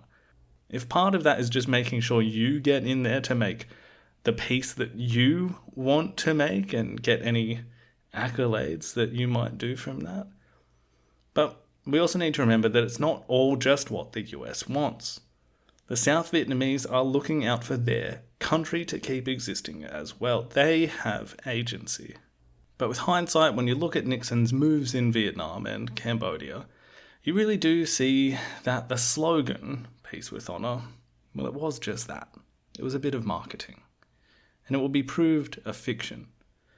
But it didn't mean that Nixon didn't want to end the war. No, he just had a few plans for going about it that he thought were guaranteed to succeed. And to help him with this will be his national security advisor, Henry Kissinger. So who is Henry Kissinger? Well, there's probably a fairly decent number of you listening who might already have an idea floating around at that name's enunciation that basically just says, this is a bad guy. And he was certainly a controversial figure, and certainly the perception of his role in Cambodia and elsewhere too has quite a lot to do with this reputation. Fans of the celebrity chef, the late celebrity chef Anthony Bourdain, are usually aware of at least his opinion on Henry Kissinger. But before we get to that reputation, a brief introduction. So, Kissinger was of German Jewish descent. He fled the Nazis at 15, ended up in army counterintelligence during the war, and then eventually ends up at Harvard, became a quite interested and interesting contributor to the then new field of, nuclear war theory, I suppose. A lot of very clever people throwing their hat into that ring, trying to figure out policy, plans, war games for this new status quo. He was a White House consultant for the first year of the Kennedy presidency, had some input into their plans for what that would look like. And these plans, I believe they're called PSYOPs. They were basically the plan of so if, let's say, the Soviets invaded a NATO country or did this or that, what's the plan with all the nukes? And for, a long time, basically the plan was just all out. It's a full-on first strike, hundreds, sometimes thousands of nuclear bombs raining down, sometimes multiple times, on every single target in the Soviet Union. Kissinger had been a critic of that plan, and during his time as Secretary of State, he would attempt to try and insert some less dramatic options that I think at the time, or probably what we would call now as well, is use this term limited nuclear war. In 1968, he had been working with Nelson Rockefeller's presidential campaign, but he lost the nomination to Nixon. Kissinger had said that Nixon was the most dangerous of the candidates, and that he could never vote for him. But that changed when Nixon came knocking and was considering him as National Security Advisor. William Shawcross's book, Sideshow, important book about Cambodia, Nixon and Kissinger. Now, he has a story that sort of illustrates this aspect of Henry Kissinger, and potentially could be used to colour in ideas of his political manoeuvrings as well, even on the international stage. So he says that Kissinger was charming and persuasive, often referred to as brilliant. It was kind of like a pleasure to speak to him for a lot of people.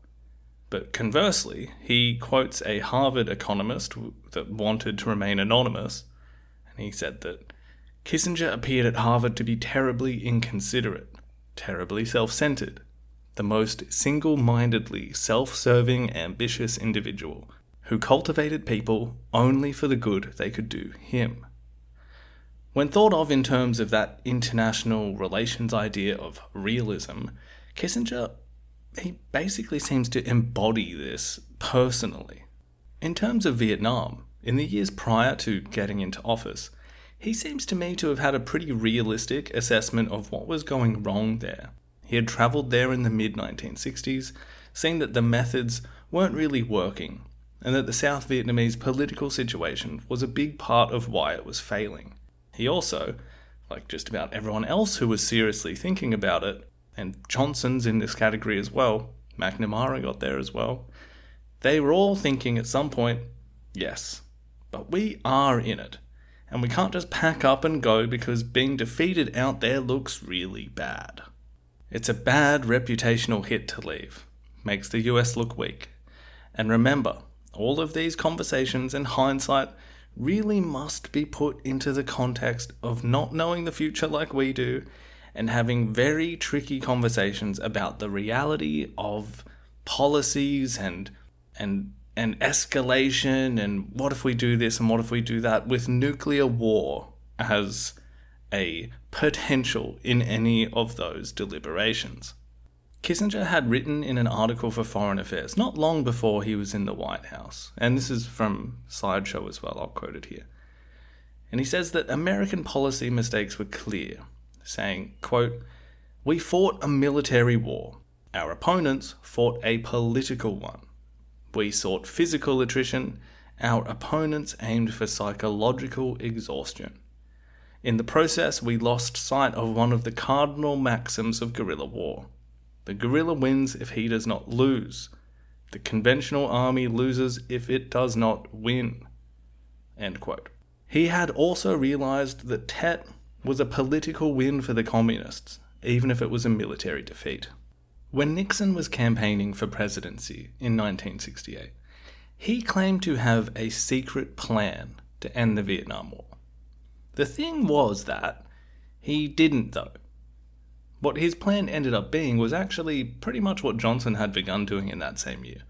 I suppose the idea would have been, though, to do it, more, a bit different, a bit more radically. For instance, the focus on giving the South Vietnamese more of the fighting to do. That's what Nixon will call Vietnamization of the war. But it was a process that had already begun, although Nixon will be looking to start actively reducing troop numbers. Similarly, we've seen how it was under the Johnson presidency that, striving to figure out some kind of plan of action to take over the Cambodian border had become a necessity, not just for the supply lines, but for removing these bases that they were using to attack the South. Shawcross explains this very succinctly in his book, Sideshow. I'll quote him at length here. Both Nixon and Kissinger believed that the war could quickly be brought to a conclusion that was satisfactory to them. Nixon thought Vietnam was only a short-term problem. What was needed was a policy that would create a political stalemate at home and at least military stalemate on the battlefield. Their plan involved complementary but contradictory features. Domestic opposition must be reduced, but at the same time, Hanoi must be convinced that this administration was willing to sustain the war and even widen it beyond anything that Johnson had considered. End quote. This led to a few solutions. First, they felt that it was the draft and the opposition you were getting from it, from so many people and their families, of, being told you have to go to war, and with all of the pessimism around the war, well, if you can basically reduce the draft, then you can reduce opposition to the war. So that's a win for the home front. So, therefore, more South Vietnamese doing the fighting, less American combatants, not such a big need for the draft. But you can't look like you're backing out to Hanoi. So you have to do things at the same time that make it look like you might actually escalate the war in weird and wild ways. For them, this logically meant that it would put pressure on the Soviets and the Chinese to start nudging the North Vietnamese to say, all right, let's wrap this up. Let's get to the peace table. Now, a little wrinkle in that plan, a little complication in that dynamic, which Shawcross points out, is that because of the Sino-Soviet split that we have detailed in previous episodes, neither one of these parties, the Chinese or the Soviets, they're not going to be the one to say, tap the Vietnamese on the shoulder and say, hey, all right, we think it's time to wrap this up. Enough is enough. Because then it would make them look like the weaker Communist Party, the one that isn't committed enough to revolution. Now, I kind of thought about that almost in the same vein as the American determination to not look like you are getting defeated for the same reasons. Pride, prestige. Same game, different label. So how does this work in terms of action? Well, you get an interesting side of this in Fred Kaplan's book, The Bomb.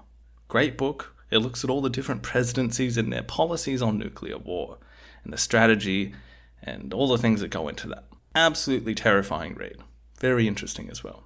But when he writes about Nixon and Kissinger, they had this they're very different guys, but they had this complementary thing going on as well. And one of those stems from this thing going on in the background, this meta game that all of these presidencies had to contend with. Nuclear war. Kissinger had written a lot about the game theory of it, basically. How it might be possible to have just a bit of nuclear exchange. But being able to communicate that through launching, just a few.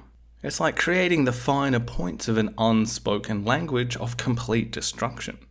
Like, they've hit our naval base, but not our heavy industry. Okay, interesting. The person's hand is on my leg. What do I do?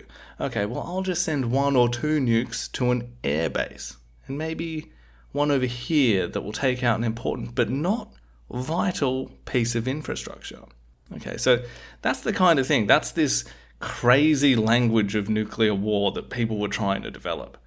But key to that, and Kissinger would write about this, is the psychology of it all. Almost radical deterrence, making the other side think you are capable of doing everything. And with these bluffs and threats and counter-threats, he said that, quote, a premium would be placed on irresponsibility. Both sides would have to be ready to act like madmen. End quote. Now, all of this will also be thought about when it comes to Vietnam.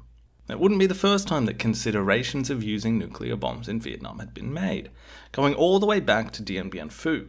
That being said, these were often exactly that, considerations, and would never really get past the spitballing kind of phase. Even McNamara had made some nuclear bluffs during the Johnson administration. But Kissinger and Nixon were going to try and use a different angle here. What if they could just make it seem like they might use the bomb? Nixon thought that the Vietnam problem could be solved pretty quick, saying this little fourth-rate power had to have a breaking point. In Kaplan's book, he tells this story about Kissinger early on, getting a team to put a little potential plan together that would demonstrate that the United States, in the shape of Nixon, would have the resolve to do anything necessary to cause maximum shock and inflict real damage. Options they came up with included the mining of North Vietnam's ports, bombing dikes that would cause massive flooding in parts of the country, large cross-border sweeps into Laos and Cambodia, or, if all else had failed, a clean nuclear interdiction of 3 passageways between North Vietnam and Laos, or 2 between North Vietnam and China. The people writing this, the staffers that he had told to get this together, they didn't know if Kissinger was serious. And the aides wondered if this was real or just as some method of impressing Nixon. Kissinger didn't actually end up sending this report up the chain, but it showed what the range of options were that the new White House was considering. All of this is stemming from Nixon's idea, this other part of his plan to end the war quickly, to show Hanoi that he was unpredictable, that they better get to the negotiation table and take what's on offer, because who knows what this guy's capable of. He called it the Madman theory, and he told his chief of staff about it in these terms, which Haldeman later wrote in his diary. And this is in both Kaplan's book and Shawcross's. And it's this back and forth with him and Nixon says, and I'm not going to do the voice, "I call it the Madman theory, Bob. I want the Vietnamese to think that I might do anything to end the war. We might slip them something saying like, for God's sake, you know Nixon is obsessed about communism. We can't restrain him when he's angry. And he has his hand on the nuclear button. And Ho Chi Minh himself will be in Paris in 2 days begging for peace." End quote. One of the big influences on Nixon, apparently, was Khrushchev. Like, he was admiring of how much of a hard-ass Khrushchev was, that he acted like a madman. And in this bluff, double bluff, counter bluff nuclear world, as we've said, it carried a certain weight to it. Now, another big influence on this, and this is big for Johnson as well, was that during the Cuban Missile Crisis, everyone had taken a lesson from that. You don't back down to the communists. Kennedy stood there and said it's our way or the highway, get out of there or else. And the Soviets blinked first. But 30 years later, as we now know, but no one but maybe 4 people knew back then, was that there was a secret deal that Kennedy had made. The trade that got US missiles out of Turkey, basically in exchange for the same in Cuba. But that wasn't the lesson. The lesson wasn't work together, compromise, communicate. It was stand there like a badass and let the world almost blow up. Some people think that that may have been in the back of Johnson's mind in particular, with a lot of decisions he made in Vietnam. This reluctance to show any desire to compromise or back down because, well, a proud Texan, he wasn't going to take steps back when Kennedy hadn't. And Nixon, well, he had something similar when he gets in the White House. He still had feelings about being beaten by Kennedy in the election in 1960. And he finds out that the US no longer has this massive advantage in the number of missiles over the Soviets now. And he says, oh, well, there goes the advantage that Kennedy had during the Cuba crisis, and I don't have that. So how am I going to make this situation work for me? Madman theory. Okay, so let's keep that in mind when it comes to what Nixon decides to do in regards to Cambodia once he gets in the White House. How does Cambodia fit into the picture? Well, it turns out it will be a big part of his plan. It's almost like he'll see it as this key to ending the Vietnam War, or getting out of the whole mess. Shawcross states that on Nixon's very first day in office, he asked the Pentagon how Cambodia could be quarantined. And obviously not in the sense of disease, but in sense of, well, how can we take it out of the Vietnam War equation? And this request goes to the boys in the Pentagon. They come back with some possibilities. One of them is a blockade of the ports and airports. This could be feasible, might prevent supplies coming in for the Viet Cong and North Vietnamese. However, it was thought that this would probably kick up a bit of a stink diplomatically, and not just with Cambodia, but well, blockades are pretty hostile things to do, and the international community would be in uproar. Also, they tend to get noticed as they happen, so opposition is almost immediate. But another plan comes from the idea of a B-52 raid on an area known as Base Area 353, which was where the Americans presumed the Viet Cong headquarters, which they called Central Office for South Vietnam, COSVIN, where this Viet Cong Pentagon-like structure must be hidden. This idea came from Creighton Abrams, the new general who had replaced Westmoreland. Westy had actually had similar plans and put them to Johnson the previous year, although officially nothing much came of that. Although Kiernan wrote in 2006 that actually, up until this point, i.e. under Johnson, there had been numerous instances of incursions into these areas to bomb Cambodia, and even giving an estimate of 200 tons of ordnance having already been dropped prior to Nixon's arrival in the White House. He thinks that this would have been done to support secret ground incursions by the CIA and US forces in that period. But now, at the start of 1969, these moves by Nixon and Kissinger were done in line with basically seeing how resolved Sihanouk was to allowing the US to do something about the sanctuaries on the border. Basically, this was testing just how far hot pursuit, which had apparently been agreed, was going to get them. However, in February, the initial idea that Abrams had cabled back to Washington this B-52 run had been run up through Kissinger and Nixon, and the response he received was positive, but, very importantly, the message he received back had been marked, or plastered is the word that Shawcross uses, with classifications. You've got top secret, sensitive, eyes only personal, for addressees eyes only, all the good stuff, all the favourites. But the cable itself stated, quote, "The highest authority," and that means Nixon, "desires that this matter be held as closely as possible in all channels and in all agencies which had access to it. The highest authority also wants your estimate on the number of Cambodian civilians who might become casualties of such an attack. It will not, repeat, not be necessary for you to send a briefing team to Washington. However, it will be important for you to keep me informed on any further developments from your viewpoint. Warm regards," end quote. Shawcross goes on to say that, in fact, Abrams did send a small briefing team to Washington, and the colonels that arrived made a convincing argument that COSVIN was in the area known as the Parrot's Beak, that bit of Cambodian territory that juts into Vietnam on the map. The thinking was that this important base, which in their minds had to be this sort of permanent structure, was vital and going to support an upcoming attack in South Vietnam, and it needed to be seriously damaged, particularly for Nixon's plans as a way to facilitate American troop withdrawal without losing ground militarily and therefore at the negotiation table. After discussions in the National Security Council staff and at the Oval Office, Nixon and Kissinger said that if this was going to be done, it must be done in top secret. And this, from their point of view, is above top secret. Top secret's garbage. They needed total secrecy.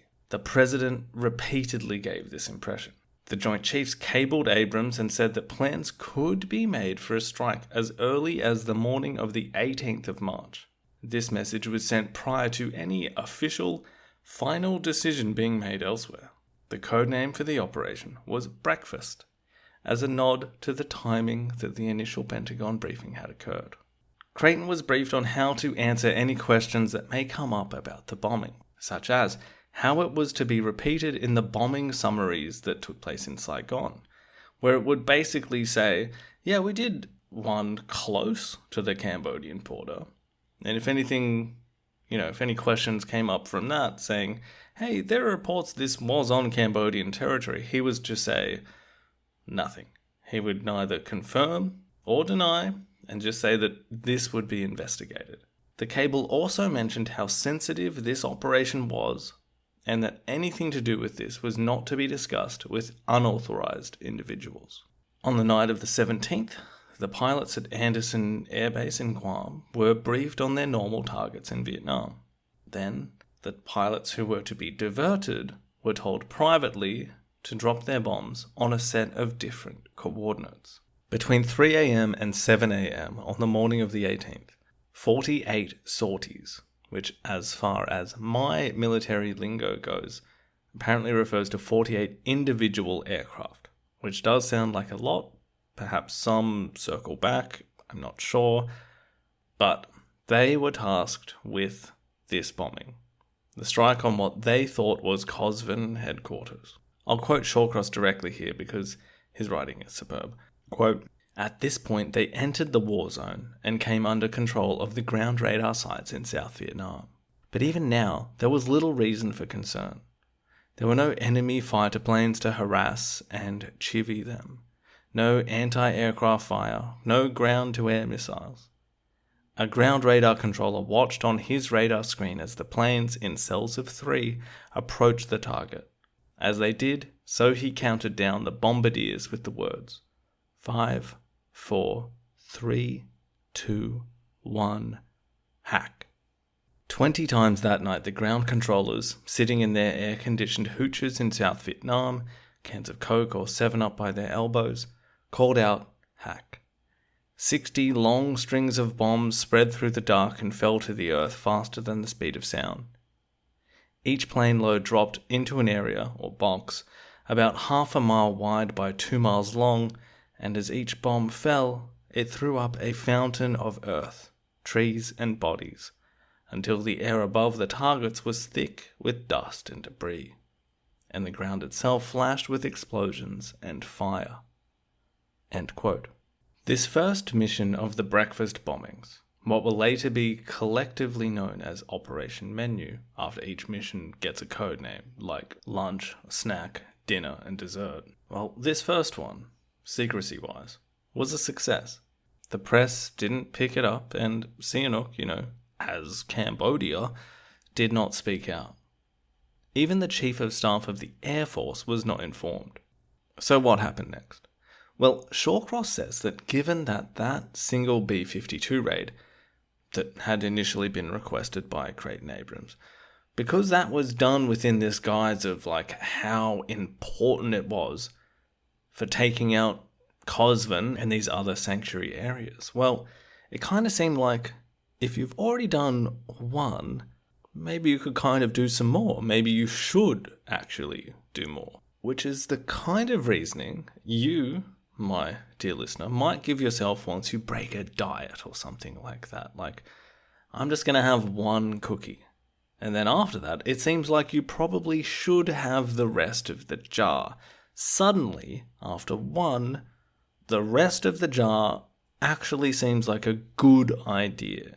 Over the next 14 months, more than 3,000 raids were flown into Cambodian airspace and dropped their payloads on suspected areas with communist bases. It was presumed, with data that I think could best be described as loose estimates, that there was no more than around 1,500 Cambodian civilians living in the area that was attacked in the breakfast bombing of Base Area 353. Another of the raids, for instance, Snack, that whole area was around 100 square kilometers and was estimated to have less than 400 Cambodians living within it. Generally speaking, these are sparsely inhabited areas, but, well, sparsely inhabited is still inhabited, isn't it? As Shawcross says, there was no pretense that Cambodian civilians would not be killed as a result of these bombings, but they hoped that because they would be living separately from the Vietnamese, that this would be minimal. It is unknown how many civilians were killed, or Vietnamese or Khmer Rouge. As we heard Elizabeth Becker mention in our chat together, there was no such thing as targeted bombing, no precision can come with this strategy. And the secrecy that was used to disguise this particular stratagem will have a huge impact on Nixon's time in the White House. Kiernan describes these initial bombings as a shift from strategic bombing, which, as we said, had been done in Cambodia, neutral Cambodia as people refer to it, during the Johnson years. But this was the shift from that to carpet bombing. So let's explore some of the impact of that throughout mid-1969. But before we do that, I do just want to step back a bit and speak a little more on the general topic of the bombing of Cambodia. It's going to be in the story for a few episodes from here, so we're not done talking about it at all. If anything, the bombing will only get a lot worse, and these menu operations would look quite minor in comparison. But there are some things I've noticed in the many years I've been looking at this topic. Really going back to one of the first, big boy sources I used in a high school essay on the Khmer Rouge way back in 2008. And depending on when you're listening to that, I still feel old. An article by Ben Kiernan and Taylor Owen titled Bombs Over Cambodia. More on that in a moment. This brings up a topic that I wrote it was my first publication, I suppose, a long read for an online magazine last year, where I tried to address something that I've noticed tends to happen when people look at this part of the history. I guess you could say it was pushing back slightly against a kind of smushing together of different parts of the story that tend to come along when making a point about Nixon and Kissinger and their effect on Cambodia and the Khmer Rouge. For instance, I saw an article last month that had a headline which said that 150,000 Cambodian civilians had been secretly killed by the secret bombing, and that this led to the genocide committed by the Khmer Rouge. Now that's actually a fairly big statement to make, and I understand that usually a bit more nuance is used, but it's still a commonly shared view that I see that these things are so directly, causally linked. But there are some historical issues I feel present themselves here. And in that article, I tried to give a bit more context to the whole thing, as you can imagine, and I went through some of the issues. But for instance, with that headline, the estimate of 150,000 deaths as a result of the bombing is at least at the very highest end of that estimate. And it should be said that these estimates really are that. No one has really amazing data to support this, so they range from 20 or 30,000 to, yes, at the higher end of the scale, 150,000. But, crucially, the majority of the bombing of Cambodia was not done in secret. These menu bombings, as we said, will be minor compared to the Freedom Deal bombings conducted to help Lon Nol's army try and defeat the Khmer Rouge. And if we use the expert demographer's report commissioned by the Khmer Rouge Tribunal, an analysis of all of the different death toll estimates, and crucially the methodology that they use to get to those estimates, from the last 50 years or so, the number that they consider to be most likely of the entire death toll of the Cambodian Civil War, so this period we're talking about, 1970 to 1975 basically, well, they consider the most likely estimate is 150,000 deaths. So I'm not sure why people are choosing to try and make the death toll from the bombings as big as possible within these estimates. And particularly, given that if we took the number from the bombings alone, this number they're giving, it would seem to dwarf the entire Civil War death estimates.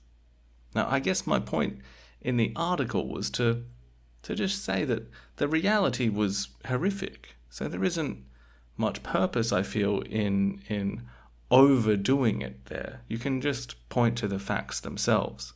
The other thing here is the paved the way part, which I fully accept the bombing had a big role to play in Khmer Rouge recruiting, and we will discuss this when it is relevant.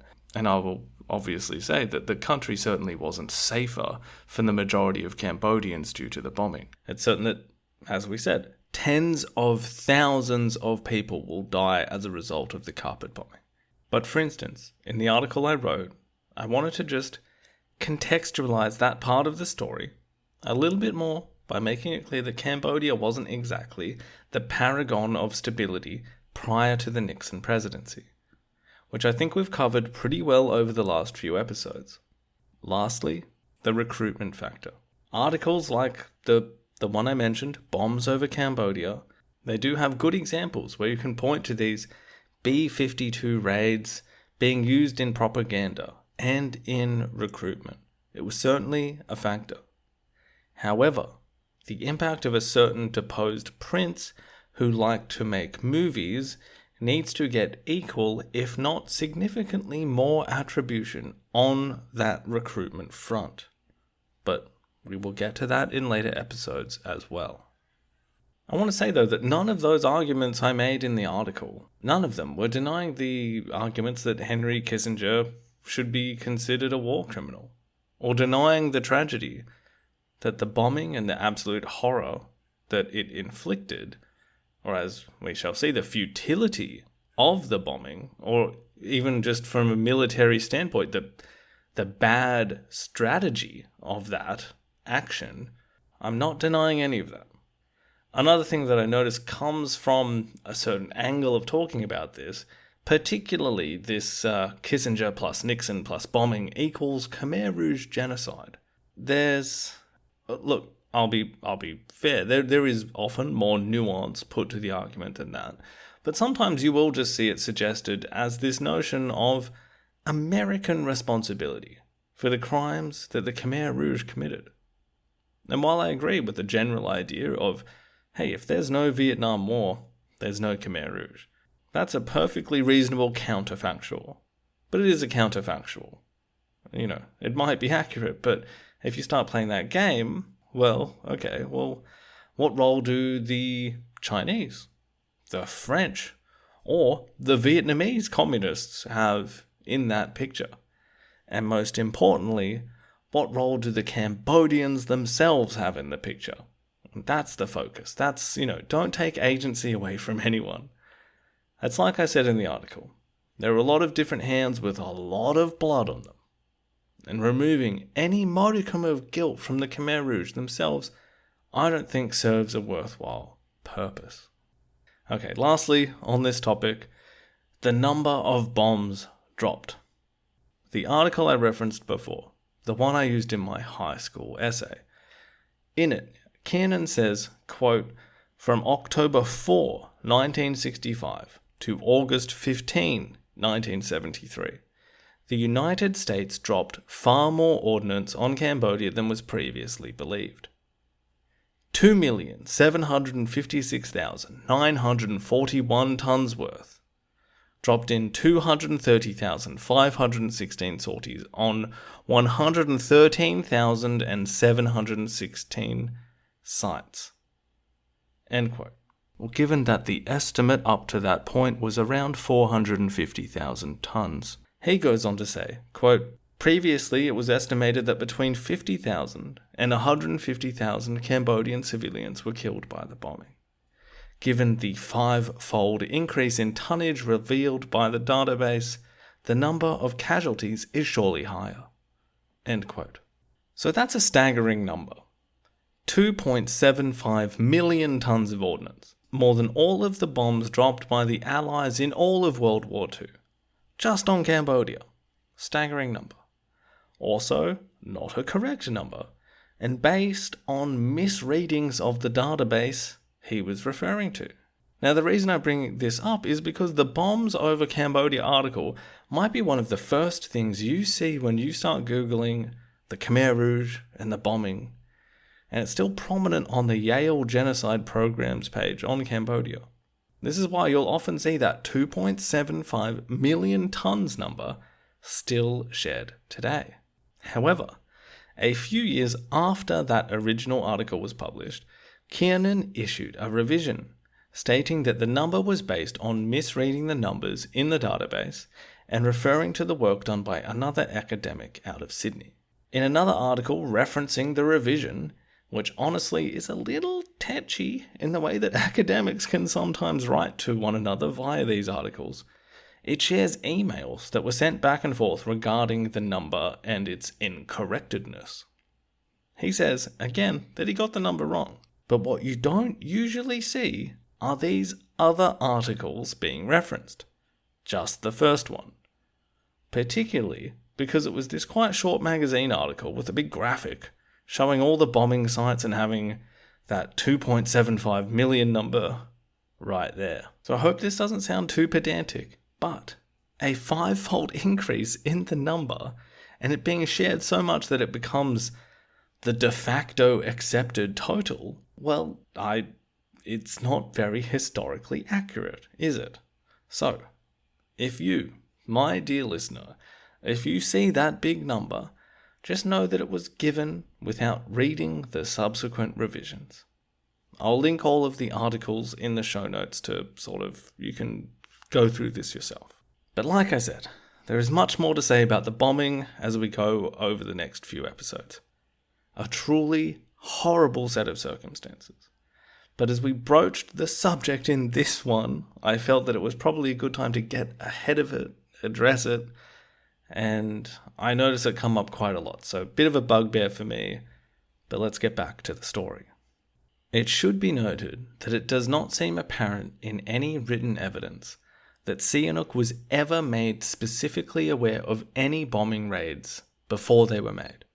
However, in the episode we did titled The Cambodian Civil War Begins Part 2, we quoted a Colonel James Reed who came out in 2014 saying that Sihanouk was being briefed via the Australian Embassy in those 1968 bombings, and that he was warning villagers ahead of time.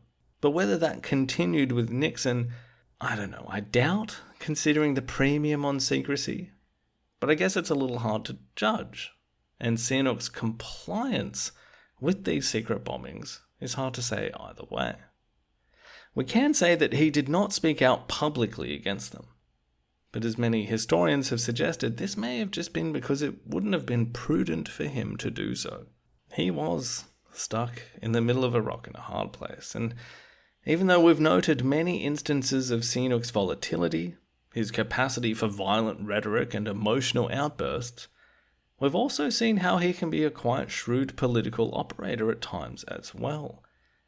He may have just thought, you know what, just like I couldn't say no to the Vietnamese using my land, I can't really say no now to the US who want to bomb it.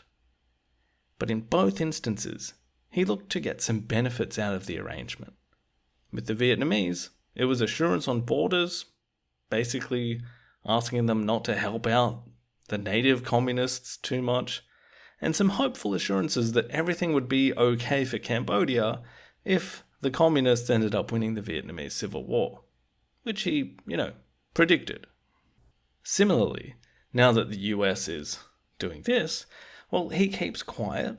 He gets them to also officially recognize Cambodia's borders, which, if you've kept paying attention, my dear listener, you'll remember that this is Sihanouk's number one thing to bring up to anyone willing to listen.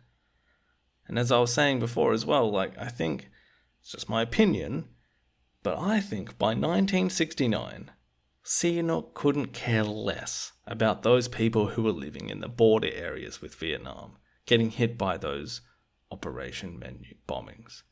I think he was basically thinking they were all somehow against him, whether they were ethnic minorities, Khmer Rouge, or Vietnamese.